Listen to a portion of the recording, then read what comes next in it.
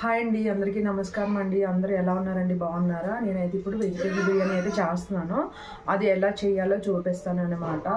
పర్ఫెక్ట్గా చేసుకోండి, ఇలాగా మంచిగా పొడి పొడిగా వస్తుంది అనమాట. ఎలా చేయాలో చూపిస్తాను మీకు. వెజిటేబుల్ బిర్యానీకి మనం ఏమేమి వేసుకుంటామో చూపిస్తాను. క్యారెట్, ఉల్లిపాయ, పచ్చిమిర్చి, కొత్తిమీర, పుదీనా, ఇంకా టమాటా. మిల్ మేకర్లు కూడా ఉంటే వేసుకోవచ్చు, నచ్చితే కనుక మిల్ మేకర్లు కూడా వేసుకోవచ్చు అనమాట. అలాగే బాస్మతి రైస్ నేనైతే నానబెట్టి ఉంచేసుకున్నాను. బాస్మతి రైస్ ఉంది కదండి, ఇదంతా వాటర్ వడకట్టేసుకొని పెట్టుకోవాలి.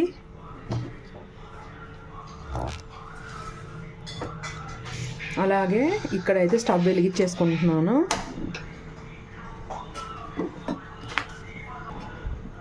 ఇక్కడ ఆయిల్ పోసుకొని హోల్ గరం మసాలా వేసుకుంటున్నాను. చూడండి, ఆయిల్ వేడెక్కింది కదా. ఇప్పుడైతే దాల్చిన చెక్క, ఇంకా బిర్యానీ ఆకు, ఇది బిర్యానీది పువ్వు అనమాట. దీనివల్ల కూడా టేస్ట్ వస్తుంది. ఇలాచీ వేస్తున్నాను. ఇలాచీ కూడా కొట్టి వేస్తున్నాను అనమాట. ఇలాచీ కూడా వేసుకోవాలి. ఇది జాజికాయ పువ్వు అంటారు కదా, అది జాజికాయ పువ్వు వేస్తున్నాను.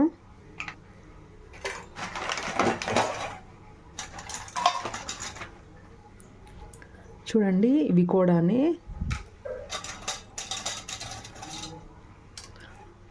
లవంగాలు, ఇవి హోల్ గరం మసాలా కొంచెం వేగిన తర్వాత అప్పుడు ఉల్లిపాయ అది వేయించుకోవాలి, వేయించాలి.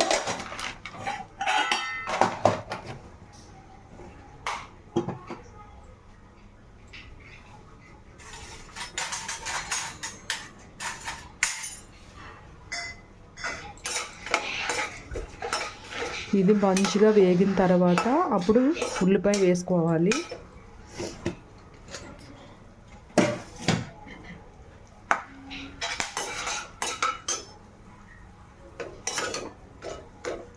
చూడండి, ఉల్లిపాయ అవి మసాలాలు వేగాయి కదా, హోల్ గరం మసాలా వేగింది కదా అండి. ఇప్పుడైతే ఉల్లిపాయ వేస్తున్నాను.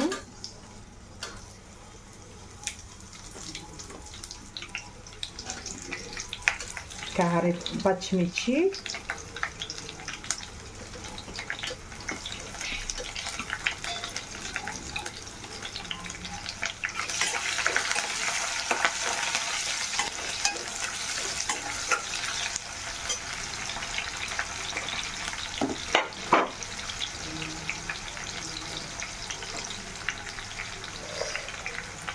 పుదీనా, కొత్తిమీర.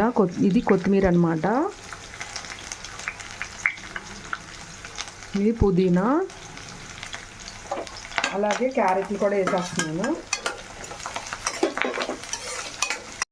ఇవి వేగిన తర్వాత టమాటా వేసుకోవాలి. క్యారెట్ చూడండి వేగింది, క్యారెట్ మంచిగా నూనెలో. ఇప్పుడైతే టమాటా కట్ చేసుకున్న టమాటా ఉంది కదండి, ఇదైతే వేసేస్తున్నాను. ఇది కూడా మంచిగా మగ్గాలి, మగ్గితేనే బాగుంటుంది. చూసారా ఎంత కలర్ఫుల్గా కనిపిస్తుందో. ఇలా కలిపేసుకున్న తర్వాత మూత పెట్టేసుకోవాలి. టమాటా మగ్గాలంటే ఇలా మూత పెట్టుకుంటే మగ్గుతుందండి, మంచిగా మెత్తగా అయిపోతుంది. ఇలా మూత పెట్టేసుకోవాలి. టమాటా మగ్గిపోయిందో లేదో చూద్దామండి. చూడండి, టమాటా ఎంత బాగా మగ్గిపోయిందో. చూసారు కదా, ఇలా మగ్గాలి. మనకి ఉల్లిపాయ అన్నీ వేగాలి, వేగితేనే మనకి ఏ కూర అయినా టేస్ట్ వస్తుంది అన్నమాట. చూడండి, బాగా అన్నీ మగ్గిపోయినాయి కదా నూనెలో. ఇప్పుడైతే తగినంత ఉప్పు వేస్తున్నాను. వాటర్ పోసుకుంటాం కాబట్టి తగినంత ఉప్పు వేస్తున్నాను. మిరియాల పొడి కూడా ఉంటే వేసుకోండి, బాగుంటుంది. ఇదైతే బిర్యానీ మసాలా అనమాట, లైట్గా వేస్తున్నాను. బాగుంటుంది ఫ్లేవరు. ఒకసారి ఇలా ఉప్పు ఇంకా బిర్యానీ మసాలా వేసుకున్నాం కదా, కొద్దిగా మిరియాల పొడి ఉంటే వేసుకోండి, లైట్గా టేస్ట్ వస్తుంది బిర్యానీ. కలిపేసుకున్నాం కదా. ఇప్పుడు ఏంటంటే వాటర్ అంతా తీసేసిన తర్వాత రైస్ ఉన్న వాటర్ వడకట్టేసుకొని రైస్ ఉంటుంది కదా, అదైతే ఇందులో వేసేస్తున్నాను. మనం బియ్యం ఆల్రెడీ నానబెట్టుకున్నాం కాబట్టి కొంచెం నీళ్ళు తక్కువ వేసుకోవాలి, ముద్ద అవ్వకుండా అని.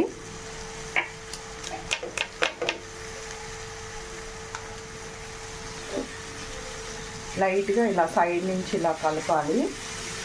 కలపకూడదు, ఎందుకంటే కలిపితే ముక్క ఇరిగిపోతుంది అనమాట. ఇప్పుడైతే వాటర్ పోసేస్తున్నాను. గ్లాస్కి 2 గ్లాసులు నీళ్ళు పోసుకోండి. పాత బియ్యం అయితే, అదే కొత్త బియ్యం అయితే గ్లాసున్నర పోసుకుంటే సరిపోద్ది. ఇట్లా వాటర్ పోసుకున్న తర్వాత లైట్గా ఇలా సైడ్గా అనాలి. ఇంకో కొంచెం వాటర్ పడుతుంది. కల్లుప్పు వేసుకున్నాం కాబట్టి ఉప్పు కరిగిపోతుంది. ఇంకో కొన్ని నీళ్ళు పోస్తున్నాను. ఇది మనం ఉడికిన తర్వాత చూపిస్తాను. ఇలాగ లైట్గా కలుపుకోవాలి, ఎలా పడితే అలా కాకుండా సైడ్ నుంచి స్లోగా ఇలా కలుపుకుంటే రైస్ విరగకుండా ఉంటుంది. మొత్తం ఉడికిన తర్వాత చూపిస్తాను. ఒక 15 మినిట్స్ అయితే ఉడకాలి. ఉడికిన తర్వాత చూపిస్తాను మీకు. వెజ్ బిర్యానీ ఉడికిందో లేదో చూద్దామండి. ఇప్పుడైతే చూద్దాము. చూడండి ఎంత మంచిగా ఉడికిపోయిందో, చూసారా ఎంత బాగా కనిపిస్తుందో పొడి పొడిగా. ఇప్పుడైతే స్టవ్ ఆపేస్తున్నాను నేను. చూడండి ఎంత పొడిగా వచ్చిందో బిర్యానీ. మీరు కూడా ట్రై చేయండి, ఇలాగే పర్ఫెక్ట్గా వస్తుంది అన్నమాట. చూసారు కదా బిర్యానీ అయితే ఎంత బాగా వచ్చిందో చూడండి. పొడిగా మంచిగా ఉడికిపోయింది కూడా అని చూపిస్తాను మీకు. చూసారా ఇలా ఉంటే చాలా బాగుంటుంది. ఇలా చేసుకుంటే పొడిగా చేసుకుంటే బాగుంటుంది. అదే బిర్యానీ ముద్దగా అయితే అస్సలు తినబుద్ధి కాదనమాట. చాలా పొడిగా వచ్చింది, చాలా బాగా వచ్చింది. మీరు కూడా ట్రై చేస్తారని అయితే అనుకుంటున్నాను.